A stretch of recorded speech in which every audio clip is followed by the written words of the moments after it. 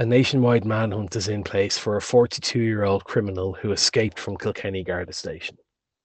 It is understood that the fugitive managed to escape onto the street from a door that is normally secured in the station in an incident that is being described by sources as pure fluke. The man managed to escape at 8:30 p.m. on Monday night. The suspect, who is from Kilkenny, had been in custody since last Thursday at the station. He was being questioned by detectives about directing the activities of a criminal organisation. Sources say that Gardaí were hopeful of getting a charge in the case, and if the man was convicted, it could have led to him getting a maximum sentence of life in prison. However, it is now feared that the dangerous gangster may already have fled abroad. Gardaí suspect he could be on his way to Turkey, where he has major property interests.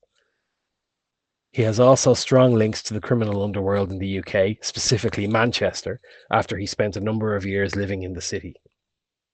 All Irish airports and ports have been notified about the fugitive, with Gardaí suspecting that his associates may have already attempted to smuggle him out of the country in the boot of a car. A nationwide Garda alert is in place for the suspect, who is considered to be the leader of an organised crime gang, who are the main distributors of cocaine and cannabis in County Kilkenny. A source told the Irish Independent, the escapee is considered to be the main person in this organised crime gang, and he has major international links.